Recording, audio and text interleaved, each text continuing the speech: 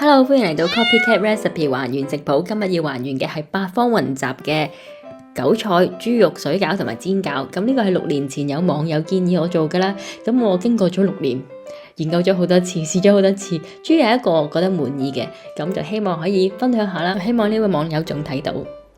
咁呢個呢，就係嗰個我嘅版本啦，整呢一個八方雲集嘅韭菜豬肉餃。咁呢個係未煎之前啦，啱啱嗰個係水餃啦，而家呢個係個煎餃嘅。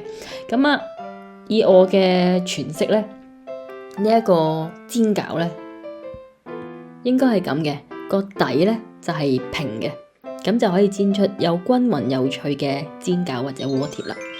咁啊，煎過唔同嘅方法啦，咁有圓形嘅啦，有正方形嘅啦，唔知你中意邊一款嘅冰花煎餃咧？我聽下啲聲先啦。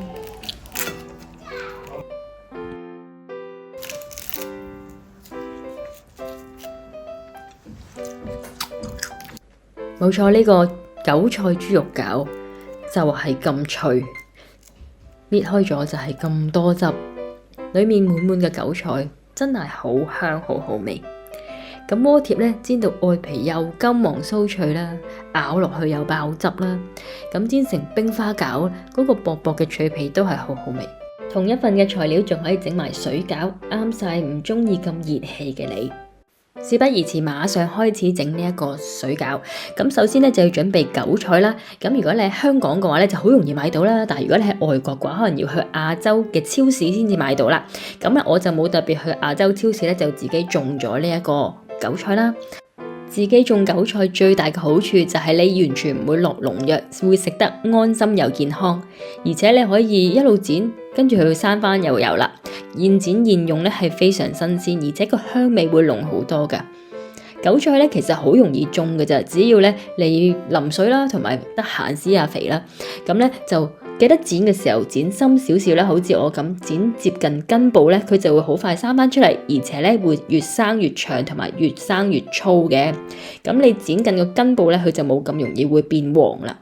咁其實唔係好需要點打理嘅，你喺個窗台嗰度種都得噶。咁你剪完之後就大概係半個月至1個月已經又生翻出嚟噶啦。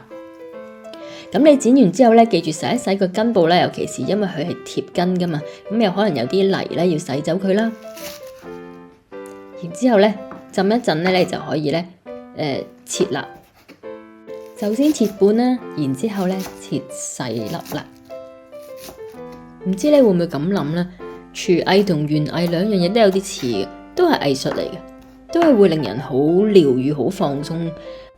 如果喺一個唔趕嘅情況底下，其實係好好嘅一個活動，可以欣賞下煮嘢食嗰個過程，同埋照顧大自然嗰個感覺。題外話，翻嚟，好啦，咁我哋可以整個豬肉啦。詳細嘅食譜喺呢個片嘅最後。首先要加半茶匙嘅鹽啦，半茶匙嘅糖啦，仲有呢個半茶匙嘅雞粉，少少嘅胡椒粉，酒啦1湯匙，豉油呢1.5湯匙。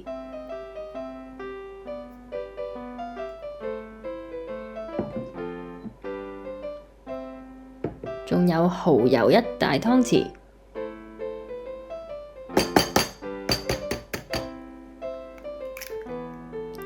咁再加多1隻蛋落去。咁加隻蛋呢，可以令到啲餡更有黏性啦，同埋口感更加順滑嘅。咁啊，跟住可以攪勻佢啦。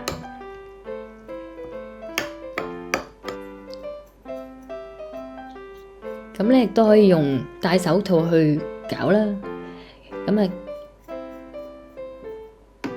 仲有你要加呢個薑蓉啦。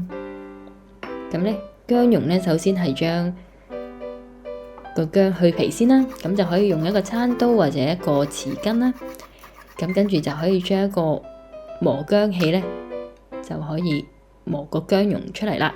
咁如果你冇呢個磨薑器嘅話咧，咁你可以用刀去切啦，切碎啲薑啦。咁咧就去腥嘅，去呢個肉腥味。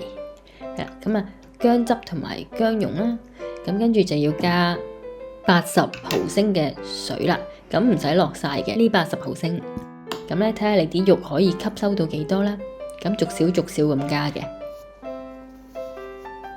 嗱，首先加少少啦，然之後咧攪一攪佢，睇下佢吸收成點啦。咁最好用翻手去撈啦，會容易啲嘅。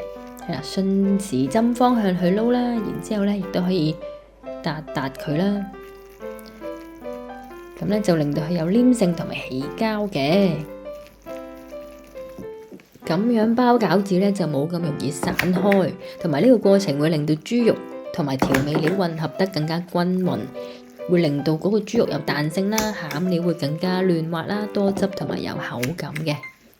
咁如果佢攪唔夠嘅話咧，啲肉餡咧會散啊，鬆散咧，包出嚟冇咁結實啦，咬落去冇咁有彈性咯。咁千祈唔好心急啊，慢慢順時針方向攪啦，直至你見到啲肉餡咧黏黏地咧，有啲拉絲咧，咁就搞掂噶啦。咁跟住就可以落翻我哋啱啱切好嘅韭菜啦。咁你見到啦，個份量其實咧大概係一半一半嘅，一半肉一半菜啦。咁跟住咧就將佢哋兩樣嘢攪勻啦。完成咗咧就可以包餃子啦。咁有啲人咧就自己用麵粉整個餃子皮咧，咁我就方便啲，就買呢個現成嘅餃子皮啦，喺 Asda 度買到嘅。咁咧餃子皮個邊咧就沾啲水啦，一半就得噶啦。然之後咧放肉啦，咁跟住對翻折啦，咁就壓實個邊，咁就完成啦。咁每個人嘅包餃子方法都唔同，咁我就覺得呢個係我最方便最快捷嘅一個方法啦。嗱，第二個角度睇下啦，又一樣，將啲水放喺個半個圓形邊度啦，對接啦，然之後壓翻成條邊，壓翻實佢啦，等佢唔好漏餡，唔好漏汁。好，第三個角度睇下啦。都係咁樣掂啲水，咁啲肉咧，你可以放喺個碟度，攞個餐刀咧，其實好方便，就一嘢推咗落去個皮上面啦。好，咁就完成啦。呢個係水餃啦，咁跟住我哋就會包呢一個鍋貼煎餃。咁煎餃咧就要拉一拉長個餃子皮啦，變一個長形。咁然之後咧，一樣咧都係揾啲清水搽喺個邊度啦。然之後咧就今次攞嘅肉咧就係長形咁樣攞啦，一樣都係折半，然之後咧閂翻埋個口啦。咁呢個鍋貼咧個底就會係平嘅，咁就方便你等陣煎佢啦。好，再睇多次啦，加啲水落去個邊半就得噶啦。咁咧長形咁攞肉啦，打橫接啦，個尾咧就收翻口啦，呢邊都係收翻個口啦。咁咧就完成噶啦，就唔會漏汁，唔會漏餡啦。呢邊係水餃，另外一邊咧就係鍋貼。咁我呢個食譜咧做到15個水餃，16個煎餃啦，仲有少少皮剩嘅。咁如果你中意嘅話咧，其實可以用晒成包肉都得嘅。咁我就要落咗300克肉啦，咁大概係大半包啫。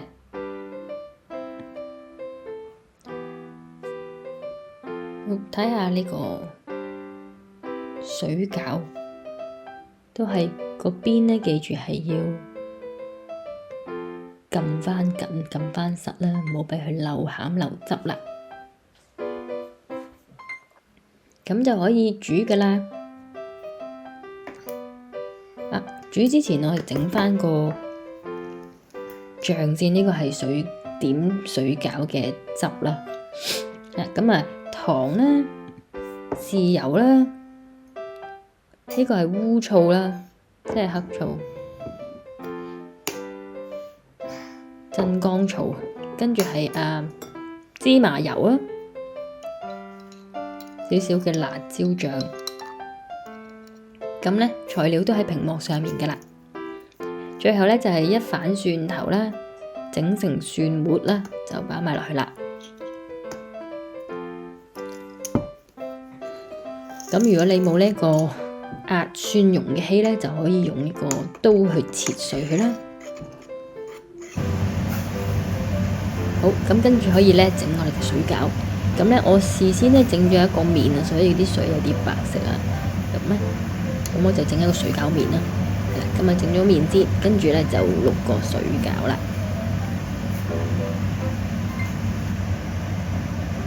咁你見到個水餃浮起咗呢，有啲人會倒翻一個凍水落去，然之後再等佢滾起嘅。咁我就冇呢，因為我唔係好食得出嗰個分別啊。咁我直接呢，佢一滾咗呢，再煲多一陣呢，即係所有水餃滾起咗、浮起咗呢，再滾多一陣呢，我就上碟啦。好啦，咁呢一個呢，就係我還原嘅八方雲集韭菜豬肉餃。呢個水餃就咁食或者點嗰個汁都好好味嘅，會再濃味啲咯。如果你點嗰個汁，好，咁完成咗呢個水餃，我哋就整埋個鍋貼咯，個煎餃。咁呢煎餃呢，我覺得有少少難度比起水餃。咁呢，首先係要落2湯匙嘅油啦。咁因為嗰個冰花呢係需要多啲油先至做得靚嘅，咁所以先至落咁多油啫。好啦，咁啊2湯匙嘅油，然之後呢就記住用翻不尖嘅鑊啦，跟住就可以落你嘅煎餃啦。咁我就落咗8隻啦，然之後呢就要準備你個冰花嘅水啊。咁呢冰花水就係1杯嘅水呢，大概150毫升啦。然之後加麵粉同埋粟粉或者薯粉嘅，咁一次過倒晒落去啦。跟住就可以冚蓋啦。咁記住呢，煎餃呢係要煎脆咗個底先嘅，嗰個餃子嘅底，然之後先至落呢一個水啦。跟住呢，閂蓋就等佢慢慢煮熟啦。之前呢，冇等個餃子煎到個底脆咗先至加嗰個水呢，個底就冇咁脆。咁所以呢，記住呢，落呢個水之前呢，要煎好咗個底先咯。好啦，咁啊，你見到個肉呢透明啦，即係啲皮變咗透明啦，即係睇落都熟熟地啦喎。咁你就可以攞翻起個蓋啦。然之後呢，就等啲水慢慢蒸發啦，咁你個冰化就會形成啦。咁如果完成咗之後呢，就可以將個碟放喺倒扣喺個煎 pan 度，然之後調翻轉啦。咁呢，如果你呢個 pan 呢係易結鑊嚟嘅，咁應該好容易就會跌落嚟噶啦，嗰個煎餃。